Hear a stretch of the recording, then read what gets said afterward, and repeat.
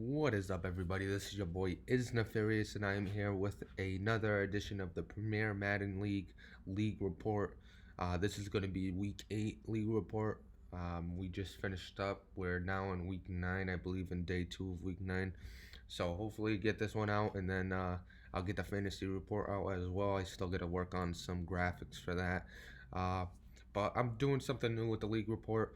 Usually we do the game of the week highlights and then we jump into other stuff.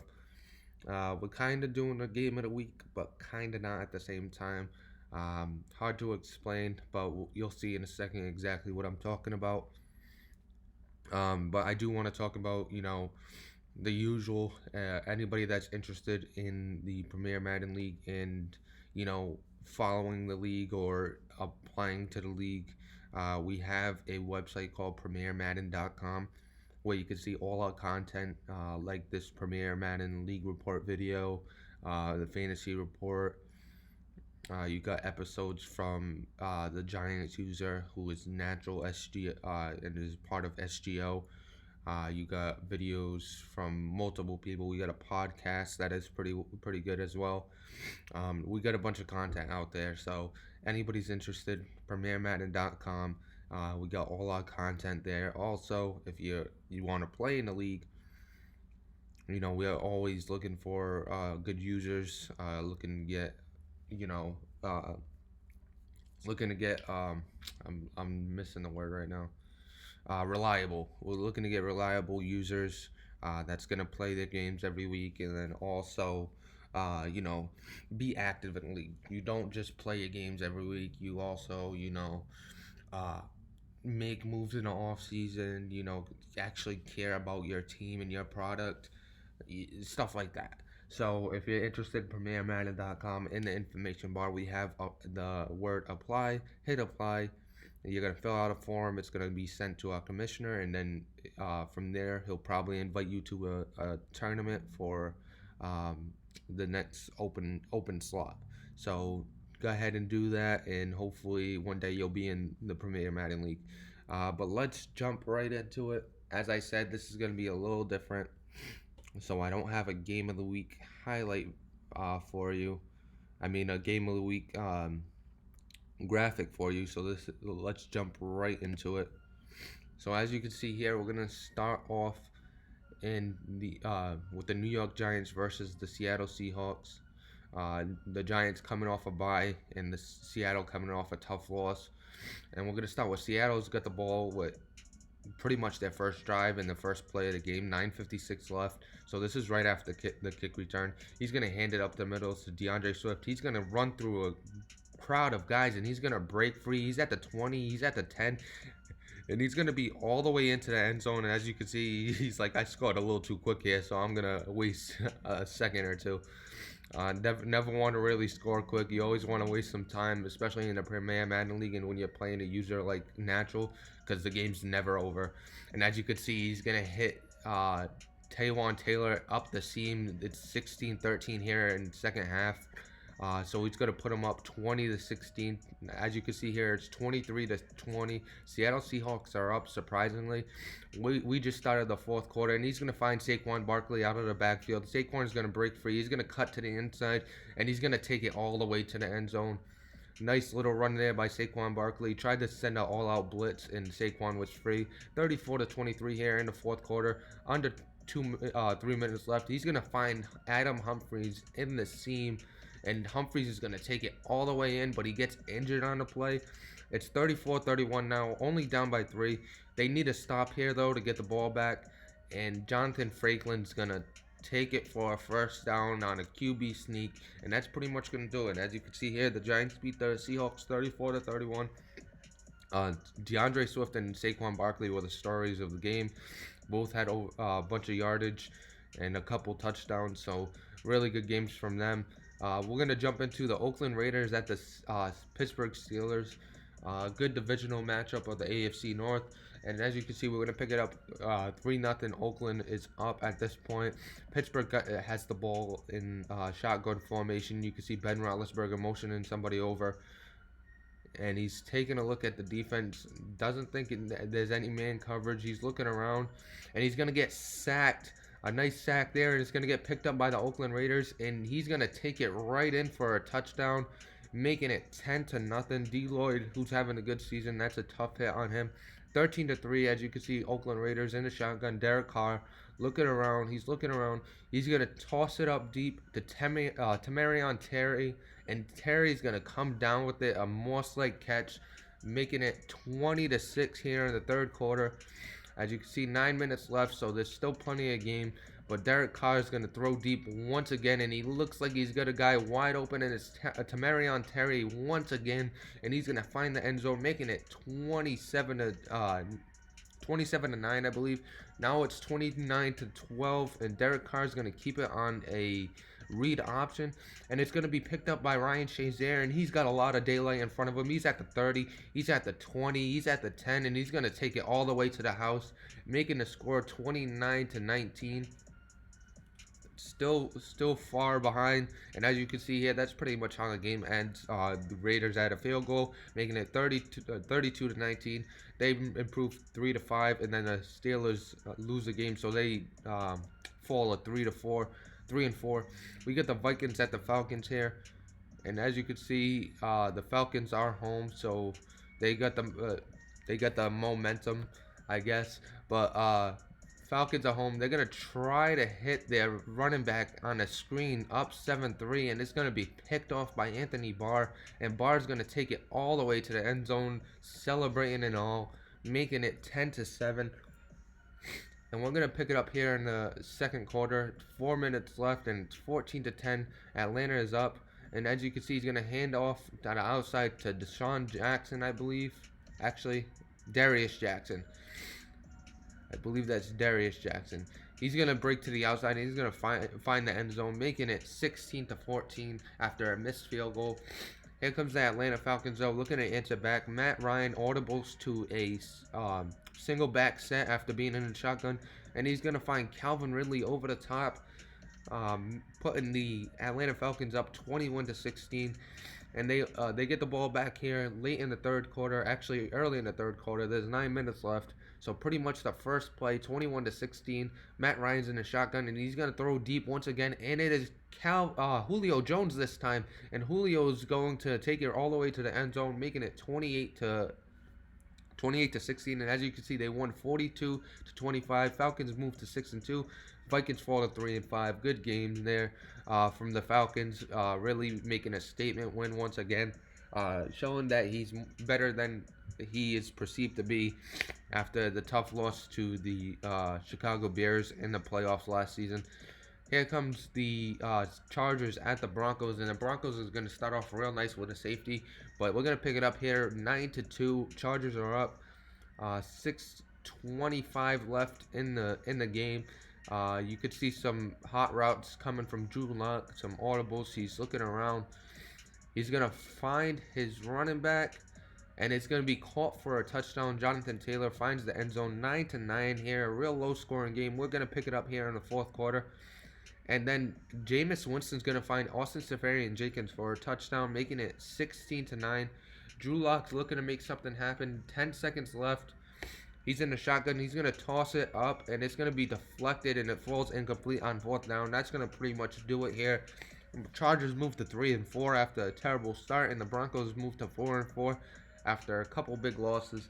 And Jonathan Taylor had a good game, and Jameis Winston was able to, eke out that win, a big defensive game. And now we're going to pick up with the Texans and Titans. The Texans have the ball here. They're going to find Will Fuller over the middle on a post route. He's going to take it all the way to the house, making it 13-10. And we're going to pick it up here in the second quarter. A minute left. We got Jake Fromm under center for the Tennessee Titans, taking over for Marcus Mariota this season. He's going to find Corey Davis, and Corey Davis is going to take it all the way to the house, making it 17-13. Here comes the Texans, though, in the shotgun late in the second quarter. 50 seconds left. He's going to fake a little inside zone, and he's going to hit Will Fuller once again up the seam. Will Fuller's going to take it all the way to the house, making it 20-17. Will Fuller's going off so far, really showing off the wheels over the middle of the field. Here comes Jake Fromm looking to tie it up, and it's gonna get deflected, then caught for a touchdown, making it 27-20.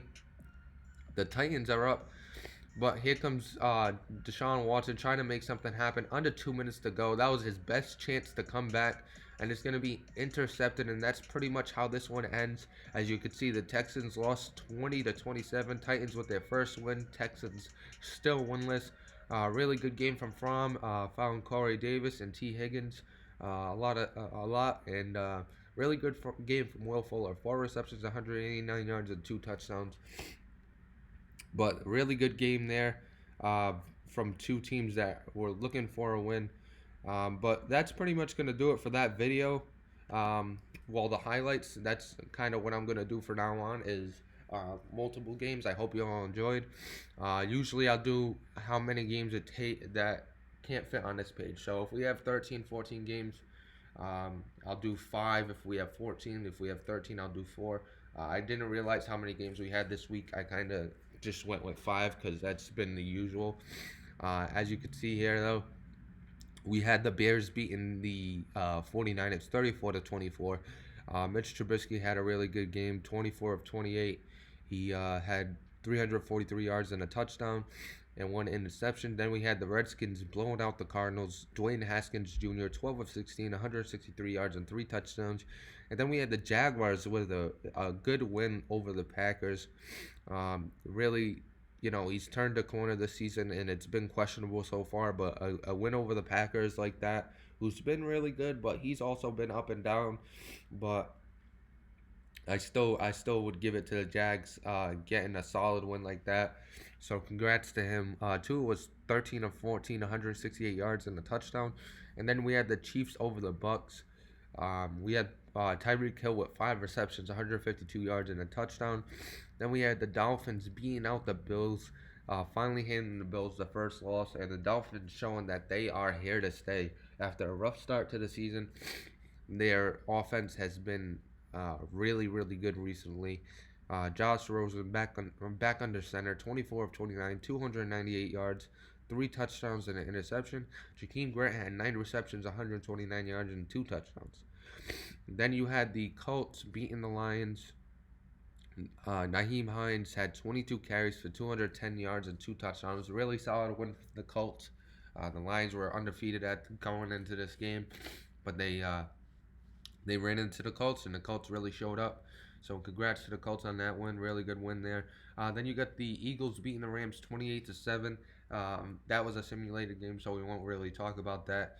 Then we got the Jets beating the Ravens 21-7. The Ravens finally playing their games, and this was, I know it's 21-7, so it's not really a good game, but he usually giving up 40 plus and scoring 40 plus. It was more of a defensive game for him. But 21-7, Sam Darnold 17 of 23, 244 yards and 2 touchdowns. Jamison Crowder 12 receptions, 163 yards and 2 touchdowns. So a really good week from him. Let's jump into the power rankings.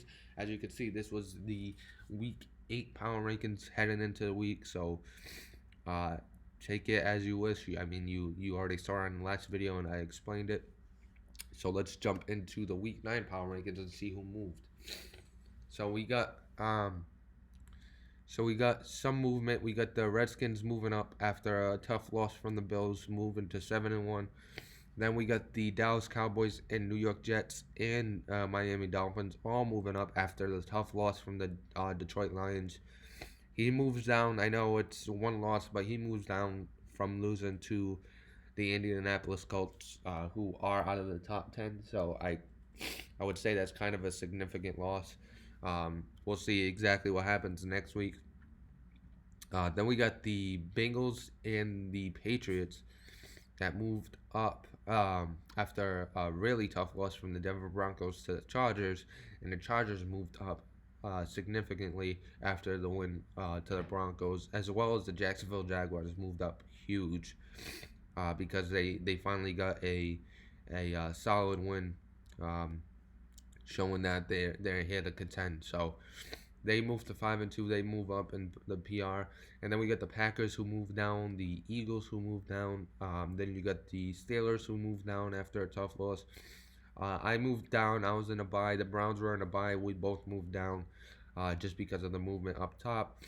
Then you got the Oakland Raiders moving up after a strong win against the. I just had the highlights. After a strong win against the Steelers, they move up. The Cardinals move down after getting really manhandled by a top 10 team. And then we get the Titans moving up after their first win, and all the 0-7 teams moving down.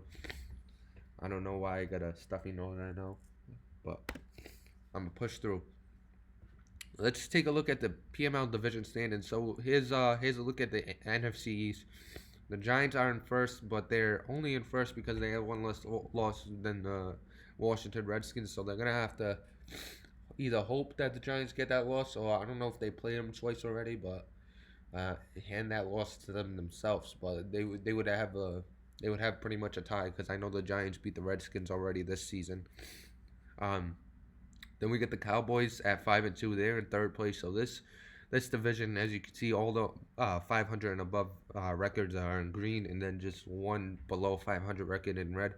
So this is a really strong division. Mostly everybody's in green. The Dallas Cowboys have come to play this season, as well as the Redskins, and the Giants are gonna do their thing. This is kind of what I think I might have. I don't remember my prediction on this, but this is kind of what I thought it would look like. The Giants are going to be in first. They're the top user in that division, but you also got the Redskins and Cowboys, who are really, really good users and could beat him at any point in the season.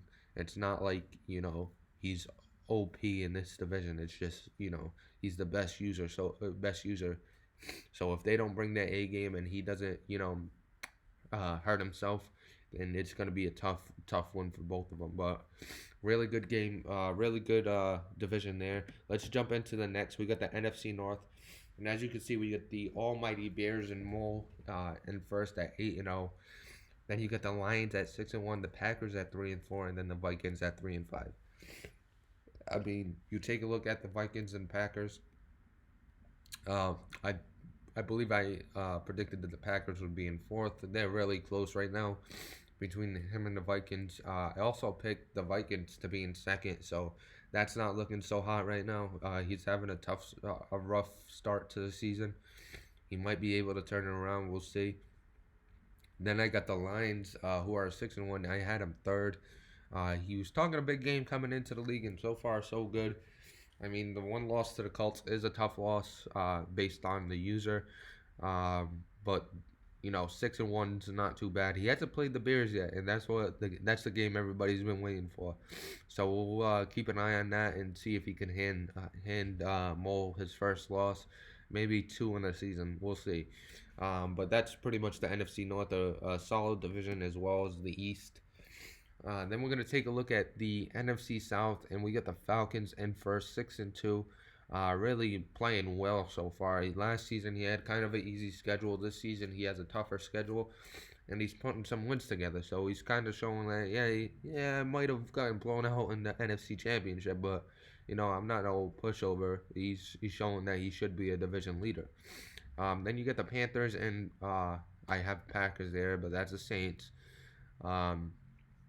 So you got the Falcons, Panthers, Saints, and then you got the Bucks 0-7. So they haven't won a game yet, and it's been a tough season for them so far. As far as the Saints, me, myself, and the Panthers have put together better wins than I have. So they kind of deserve that second place spot, even though we have the same record. I've won 3 games. One of them was against a really good user, and then the other 2 were games I'm supposed to win, if you want to say it like that. When it comes to the Panthers, he's beaten some users that he was supposed to lose to. I believe he beat the Vikings and came close to beating the Falcons, but I can't remember his other one. But I believe it was a really good one as well. Let me take a look at that real quick.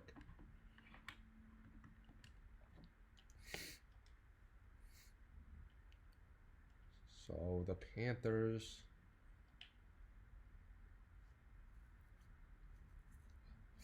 All right, so it was a user kind of on the fence. Supposed to be really good by name, but has been having a tough season. And the Eagles, drama man, he talks a big game, but the Panthers beat him pretty easily, 38-17. So that's kind of a significant win there, I believe.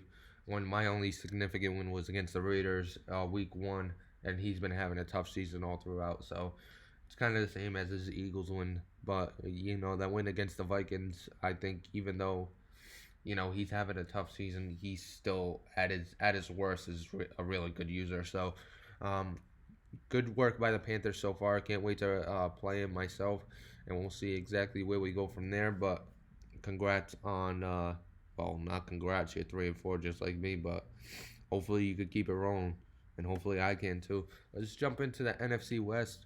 Um, as I predicted, the Cardinals are in first. They're 4-4, followed by the San Francisco 49ers, the Seattle Seahawks, and the Los Angeles Rams.